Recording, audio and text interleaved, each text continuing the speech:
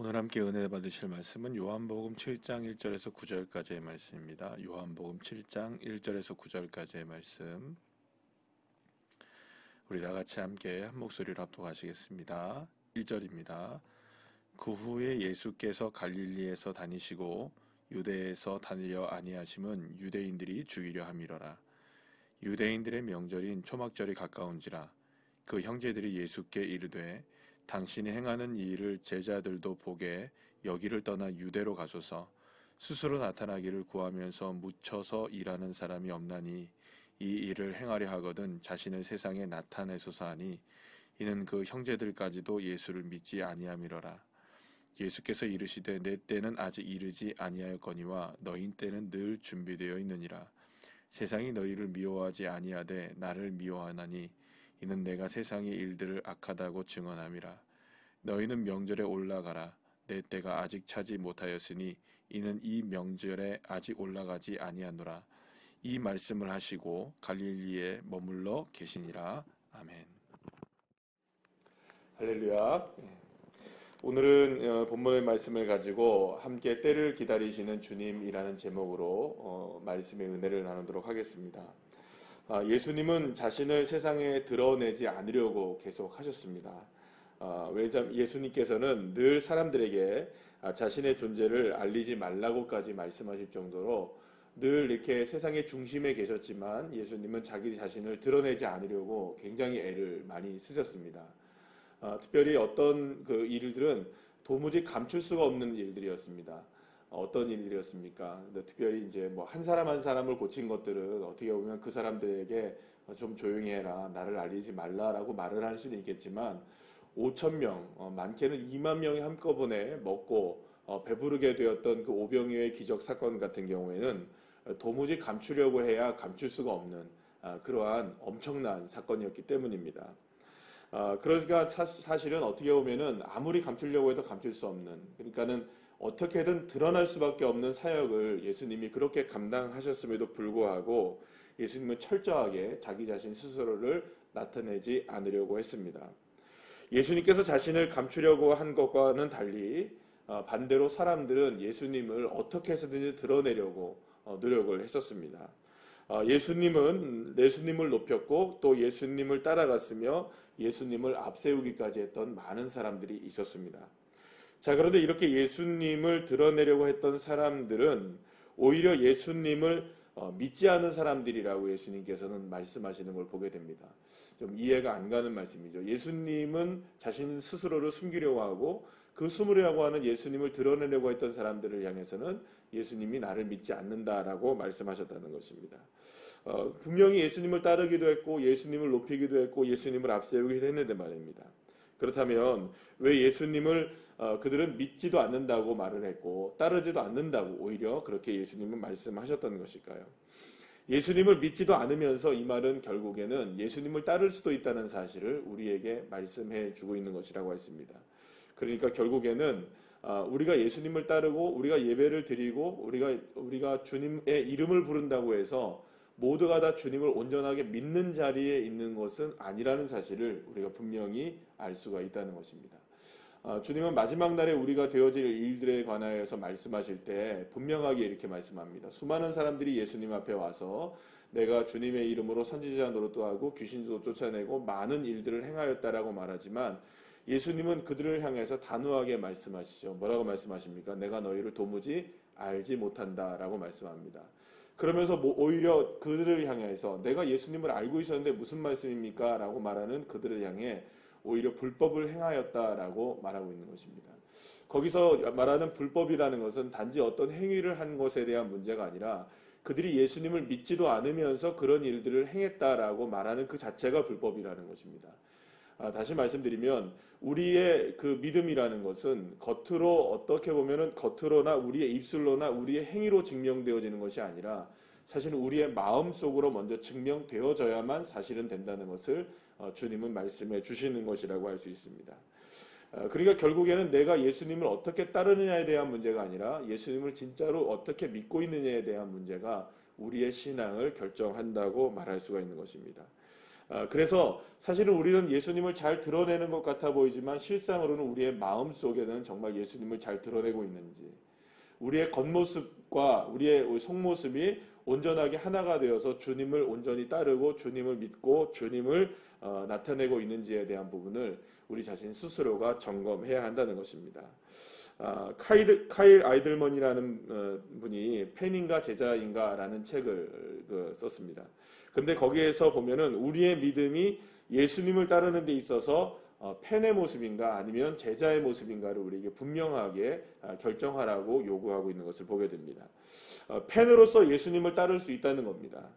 그런데 그렇게 팬으로서 예수님을 따르는 것은 예수님이 좋아서 예수님을 따르는 것이 아니라 결국에는 내가 좋아서 예수님을 따르는 것이 된다는 것입니다. 결국에는 그 중심이 팬인가 제자인가에 대한 중심은 무엇이냐면 결국 중심이 나인가 아니면 예수님인가를 결정하는 것이 팬으로서 예수님을 따르는가 정말로 제자로서 예수님을 따르는가에 대한 부분을 볼 수 있다는 것입니다. 최근에 어떤 그 TV에 보면은 그 반려동물과 함께하는 그런 어떤 그 프로그램들이 많이 나오지 않습니까? 근데 많이 나오는데 이 강아지를 키우거나 아니면 개를 키우는 이런 모습들을 이렇게 보게 되면은 이렇게 조련사가 나와서 이렇게 전문가들이 나와서 이렇게 솔루션을 해줍니다. 이거 바꿔주고 이 모든 어떤 문제를 이렇게 해결해주는 모습들을 이렇게 보게 되는데 그 모습들을 이렇게 보게 되면서 한 가지 깨닫게 되는 건 뭐냐면 많은 경우에 이 반려견들을 키우는 견주들이 잘못하고 있는 것이 뭐냐면 강아지들의 상태를 정말로 위하는 것이 아니라 사실은 나를 위해서 누구를 키우는 겁니까? 이게 반려견을 키우는 경우가 굉장히 많다는 것을 지적하는 것을 보게 됩니다. 저는 뭐 강아지를 키우거나 애완견을 지금 키우지 않고 있기 때문에 그냥 이게 보고만 있지만 많이 공감이 되어집니다. 강아지를 위하여서 키우는가? 아니면 나를 위하여 강아지를 키우는가? 반려견을 키우는가? 자, 이거는 굉장히 많은 차이점이 있습니다. 결국에는 견주도 문제가 생기고 반려견도 문제가 생기게 되는 것을 보게 됩니다. 그런데 철저하게 그것을 바꿔서 강아지를 위한 것으로 이렇게 바꿔주면 강아지도 편해지고 견주도 편해지는 것들을 이렇게 보게 되거든요. 자, 이거 뭐 얘가 적절한지는 모르겠습니다만 무엇이든지 중심이 누가 되고 있는 겁니까? 사실은 내가 되고 있는 겁니다. 같이 함께 사는 분들도 다 중심이 누구입니까? 내가 중심이 됩니다. 모든 것들이 다 내가 중심이 됩니다. 어제도 보니까 교회 앞에 약국에 보니까 그 마스크를 사기 위해서 수많은 사람들이 줄을 서게 된 것을 이렇게 보게 되었습니다. 마스크 2장, 일주일에 2장을 얻기 위해서 그렇게 애를 쓰고 있는 모습을 보게 된 것이죠. 그런데 어떤 분들은 이렇게 이야기하는 것들 봅니다. 나는 자발적으로 마스크를 구매하지 않겠습니다. 이렇게 얘기하는 분들도 있습니다. 어려울 때일수록 나를 위해서가 아니라 다른 분들을 위해서 내가 헌신하겠습니다 라는 분들을 우리 주변에서 많이 볼 수 있죠. 자, 그런데 결국에는 그런 모습들도 이렇게 보게 되면 어떻게 하시든지 하나를 더 있음에도 불구하고 또 더 결국에는 누구를 위한 겁니까? 나를 위해서. 이런 부분들을 보게 되면 이 마스크 대란에 있어서 많은 범죄를 저지르는 사람들이 이렇게 되는 거 보게 되면 참 우리의 마음을 씁쓸하게 만들게 되죠. 결국은 누구를 위한 겁니까? 이 위급한 상황 가운데서도 결국에 누구만을 드러내는 겁니까? 나만을 드러내는 그런 습성들이 사실은 우리의 죄악된 모습 가운데서 이렇게 드러나게 된다는 것을 보게 됩니다. 결국에 사람들이 예수님을 따르려고 하는 이유는 과연 무엇일까요? 이 무리들이 정말로 예수님을 이렇게 높이고 정말로 예수님을 나타내고 정말로 예수님을 앞세우려고 했던 것은 정말로 예수님을 위한 것이었을까요? 하나님을 위한 것이었을까요? 아니면 자기의 유익을 위한 것이었을까요? 그러니까 결국에는 이 부분을 주님께서 분명하게 지적하고 계신 것이라고 볼 수 있습니다. 그런데 바로 그렇게 예수의 형제들까지도 예수님을 믿지 않고 왜 숨으려고 하느냐? 빨리 드러내라 라고 유대에 가라. 그래서 이 갈릴리에만 숨어 있지 말고 유대에 가서 네 자신 스스로를 드러내야 된다라고 이야기를 하고 있을 때 예수님은 뭐라고 얘기하시냐면 내 때가 아직 되지 않았다. 나는 지금 때를 기다리고 있는 것이다 라고 말씀하고 있는 것을 보게 됩니다. 여러분 우리 같으면 어떨까요? 이런 생각을 해보게 되었습니다. 말씀을 준비하면서 이렇게 많은 사람들이 나를 높여줄 때 모든 사람들이 나를 이렇게 높여주고 모든 사람들이 나를 위해 줄 때 우리가 여러분 어떻게 그 자리를 박차고 나올 용기가 우리에게 있겠습니까? 수많은 사람들이 나를 그렇게 따른다고 했을 때 자, 그런데 예수님은 정확하게 말씀하십니다. 내 때가 아직 차지 않았다라고 말씀하시며 그 때를 기다리시는 모습을 보게 됩니다. 결국에는 이 때를 기다린다는 말은 무슨 말을 하는 겁니까? 여러분, 그 때에 관해서, 시간에 관해서는 여러 차례 말씀드린 거지만 시간의 주권자는 누구이십니까? 여호와 하나님이신 줄 여러분 믿으시길 바랍니다. 그러니까 결국에는 과거도 오늘도 미래도 모든 시간이 다 주권이 누구에게 있다는 겁니까? 주 예수님께, 주 하나님께 있다는 것입니다. 그러면 그 때를 기다린다는 말은 누구를 기다린다는 겁니까? 내가 아니라 하나님의 주권을 기다린다라는 뜻을 가지고 있다는 것입니다. 결국에는 모든 시간의 흐름 속에서 내가 나의 이익을 위해서 어떤 때를 이렇게 정하는 것이 아니라 철저하게 내 때 역시, 나의 때 역시, 나의 시간 역시 모두가 다 하나님의 주권 앞에 맡기겠습니다라는 것이 때를 기다리는 모습이라고 주님이 말씀하고 계시는 것이죠. 사랑하는 여러분, 예수님은 자신의 때를 정확하게 기다리시는 분이셨습니다. 특히 즉흥적이지 않으셨습니다. 감정적이지 않으셨습니다. 그러고 보면 반대로 우리는 어떤가요? 우리의 때를 기다리지 못할 때 대부분의 경우는 우리는 감정적으로 선택을 하고 즉흥적으로 선택을 하고 우리의 마음이 움직이는 대로 얼마나 많은 일들을 선택할 때가 많습니까? 그럴 때 우리가 오늘 주님의 이 말씀을 경청하여 듣고 또 우리가 깨닫는 바가 있게 되는 저와 여러분 되길 간절히 소망합니다. 저와 여러분은 과연 주님의 때를 정말 기다리고 있는가? 아니면 나의 유익을 구하며 내 때를 고집하고 있지는 않은가? 이 모든 것들에 있어서 정말로 주님의 때는 언제인가?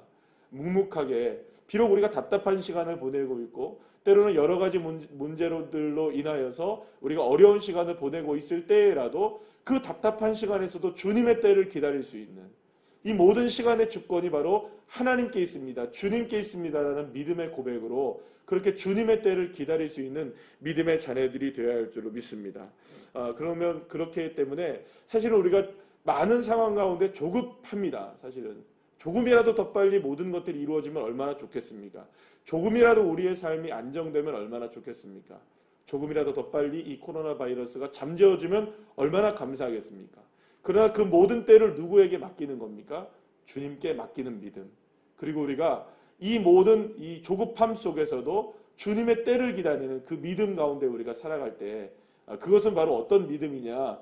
결국에는 모든 주권이 내게 있는 것이 아니라 여호와 하나님께 있습니다. 모든 것의 주권이 하나님께 있습니다. 그래서 그 주님 안에 내가 거하는 삶을 살게 되는 그 믿음의 고백이 우리에게 필요한 때가 되는 것입니다.